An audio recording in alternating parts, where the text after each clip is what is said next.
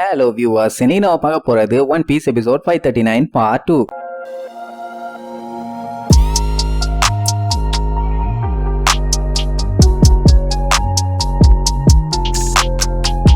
Open பண்ணா நம்ம நமி அர்லாங்கி இவளை என்னென்னலாம் குடும்பப்படுத்தினான்னு எல்லா விஷயத்தையும் ஒண்ணு விடாம யோசிச்சு பார்ப்பான். எல்லாமே பழைய பிளாஷ்பேக் தான். அதான் அவங்க அம்மாவை அந்த அர்லாங்கு சுட்டு கொன்னது, அதுக்கப்புறம் அவ படாத பாடுபட்டது, அவளை கூட்டு போய் அதை பண்ணு இதை பண்ணுன்னு சொல்லி நேவிகேட்டரா அவளுக்கு ஆர்டர் போட்டு ஏகப்பட்ட வேலையும் வாங்கினான். அது மட்டும் இல்லாம 100 மில்லியன் பெரிஸும் கேட்டான். அவளும் கஷ்டப்பட்டு சேர்த்தி கொண்டு வந்து குடுக்கலான்னு பார்த்தா அங்கேயும் ஏமாத்து வேலை பண்ணிட்டான். சோ இதெல்லாம் யோசிச்சு பார்த்தவ என்னானாலும் இந்த அர்லாங்க மட்டும் மன்னிக்க கூடாதுன்னு 2 வருஷத்துக்கு முன்னாடி சபாடி ஆர்கிபெலோவுக்கு வர்ற வரைக்கும் அப்படித்தான் நினைச்சிட்டு இருந்தான். ஆனா அங்க வந்ததுக்கு அப்புறம் தான் தெரியுது அவ்வளவு ஸ்ட்ராங்கா இருக்க ஃபிஷ்மேன்ஸையே நம்ம ஹியூமன்ஸுங்க படாத பாடுபடுத்தி இருக்கானுங்கன்னு. ஏன் கேமியா கூட இவங்க கிட்ட இருந்து கடத்திட்டு போனாயிலே. அது மட்டும் இல்லாம அந்த சபாடி பார்க்க பார்த்துட்டு அவன் பயங்கரமா ஷாக் ஆயிருப்பான். ஏன்னா அந்த இடத்த பார்த்தா அப்படியே அர்லாங்கோட இடத்த பார்த்த மாதிரியே ஒரு ஃபீலிங். அது சபாடி பார்க்கு, இது அர்லாங்கு பார்க்கு. என்ன இருந்தாலும் நாங்களும் உங்களை கஷ்டப்படுத்தி இருக்கோங்கிறதா அவன் அப்படி சொல்றான். பட் ஹச்சிக்கு என்னதான் இப்படி பல காரணங்கள் சொன்னாலும் அவனை பொறுத்த வரைக்கும் நாங்க பண்ணது தப்பு தான். அர்லாங்குக்கு சுத்தமா ஹியூமன்ஸ்னாலே பிடிக்காது. அதனாலதான் அவன் அந்த மாதிரி பண்ணிட்டான். சொல்ல போனா கொஞ்சம் ஓவராவே போயிட்டோன்னு சொல்லி ரொம்ப ஃபீல் பண்ணுவான். ஆக்சுவலா மேட்டர் என்னன்னா இவங்க எல்லாம் சின்ன பசங்களா இருக்கும் போது ஹியூமன்ஸ்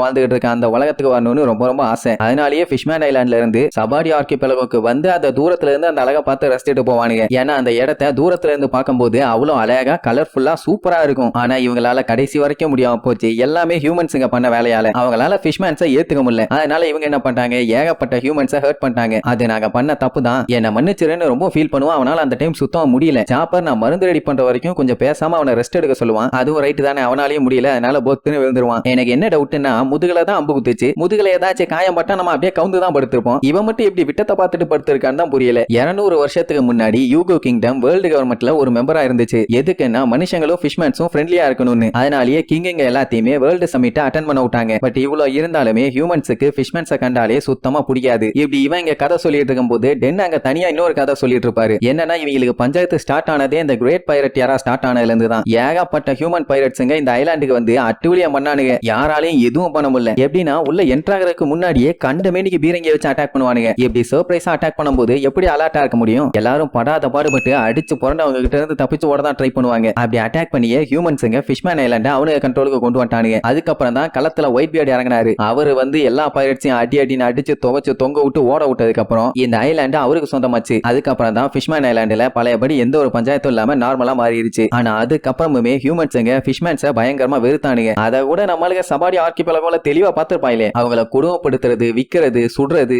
ஏன் அவங்கள ஒரு வியாதியா தான் பார்த்தாங்க. கவர்மெண்ட் ஃபிஷ்மேனுக்கும் ஹியூமன்ஸுக்கும் நடுவுல ஒரு பாலமா இருந்தாலும் இந்த பெரிய பெரிய பதவியில இருக்கவங்க எல்லாம் இவங்கள பயங்கரமா குடும்பப்படுத்தினானுங்க. அப்படித்தானே நம்ம ஹச்சி அந்த கிறுக்கு பைய கண்டமேனிக்கு சுட்டு தெரிய விட்டான். அந்த வெறுப்புங்கிறது காலகாலத்துக்கு இப்படியே 2 பேத்துக்கு நடுவுலயும் நீடிக்க ஆரம்பிச்சிருச்சு. ஆனா அதுக்கப்புறம் கூட 2 பேரும் சேர்ந்து இந்த ஃபிஷ்மேன் ஐலாண்டோட வரலாற்றையே மாத்தினாங்க. அதுல ஒண்ணு நம்ம குயின் ஒட்டோஹிமே. அவங்க என்ன சொல்லுவாங்கன்னா எப்பவுமே ஃபிஷ்மேன் ஐலாண்ட்ல இருக்க மக்கள் எல்லாத்துக்கிட்டையுமே ஹியூமன்ஸ் கிட்ட நல்லபடியா பழகுங்க அப்படின்னு நல்ல விதமா தான் எல்லாத்துக்கும் சொல்லி கொடுப்பாங்க. ரெண்டாவது அடிமைகள் எல்லாத்தையுமே ரிலீஸ் பண்ண ஃபிஷர் டைகர், அந்த பேரை தான் நம்மளுக்கு ஆல்ரெடி கேள்விப்பட்டிருக்காங்களே. அவரு ஹோலி லேண்டுக்குள்ளே என்டர் ஆகி அந்த மேரி ஜோஸை கம்ப்ளீட்டா காலி பண்ணி அங்க இருக்க ஸ்லேவ்ஸ் எல்லாத்தையுமே காப்பாத்தினாரு. அவர் ஒரு ஃபிஷ்மேனா இருந்தாலுமே ஹியூமன்ஸை முதற்கொண்டு அவர் காப்பாத்தினாரு. அதுக்கப்புறம் தான் சன் பைரட்ஸ்னு சொல்லி அந்த அடிமைகள் எல்லாத்தையும் வச்சு ஒரு குரூவனை உருவாக்குனாரு. அதுல இருந்த முக்கியமான ஆளுங்கெல்லாம் அர்லாங்கு, ஹச்சி, நம்ம ஜிம்பைன்னு பவர்ஃபுல்லான ஆளுங்க எல்லாருமே ஒன்னா தான் இருந்தாங்க. இந்த ஃபிஷ்மேன் பைரட்ஸோட வேலையே என்னன்னா கவர்மெண்ட்டை எதிர்த்து சண்டை போடுறது. ஆனா அதனால என்ன ஆச்சுன்னா குயின் ஒட்டஹிமேக்கு பெரிய பஞ்சாயத்து. ஏன்னா இவனுக்கு ஃபிஷ்மேன் கவர்மெண்ட் எடுத்து சண்டை போடும்போது ஃபிஷ்மேனுக்கும் ஹியூமன்ஸுக்கும் நடுவுல உருவாகிற ஒரு நல்ல ரிலேஷன்ஷிப் அடிவாங்கும்ல.